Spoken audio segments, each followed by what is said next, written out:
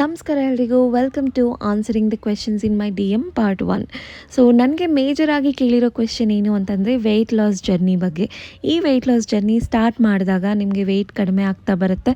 One point of ಟೈಮಲ್ಲಿ ನಿಮಗೆ weight stuck ಆಗುತ್ತೆ. ಯಾಕೆ?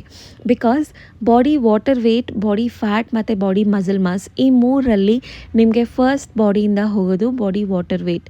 ಇದು ಹೋದಾಗ ನಿಮಗೆ ವೆಯ್ಟ್ ಲಾಸ್ ಅಂತ ಅನಿಸುತ್ತೆ, ಬಟ್ ನಿಮ್ಮ ಬಾಡಿ ಫ್ಯಾಟ್ನ ಕಡಿಮೆ ಮಾಡ್ಕೊಳ್ಳೋಕ್ಕೆ ಸ್ವಲ್ಪ ಎಕ್ಸ್ಟ್ರಾ ಎಫರ್ಟ್ಸ್ ಬೇಕಾಗುತ್ತೆ.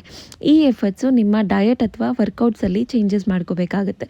ಈಗ ಡಯಟ್ ಅಂತ ಬಂದಾಗ ನಿಮಗೆ ಕ್ಯಾಲರಿ ಡಿಫಿಸಿಟ್ ಆಗಿರಬೇಕು, ಕಾರ್ಬ್ಸ್ ಮಿನಿಮಲ್ ಆಗಿ, ಫೈಬರ್ ಮತ್ತು ಪ್ರೋಟೀನ್ ರಿಚ್ ಆಗಿರಬೇಕು, ಆ್ಯಂಡ್ 4 ಮೀಲ್ಸ್ ತಿಂತಾ ಇದ್ದೀರಾ ಅನ್ನೋ ಜಾಗದಲ್ಲಿ 5 ಮೀಲ್ಸ್ ಆಗಿ ಡಿವೈಡ್ ಮಾಡಿಕೊಂಡು ನೀವು ತಿನ್ಕೋಬೇಕಾಗುತ್ತೆ. ಆ್ಯಂಡ್ ಆವಾಗವಾಗ ನಿಮ್ಮ ರೆಸಿಪೀಸ್ ಏನಿರುತ್ತೆ ಅದನ್ನು ಚೇಂಜ್ ಮಾಡ್ತಾಯಿರಿ.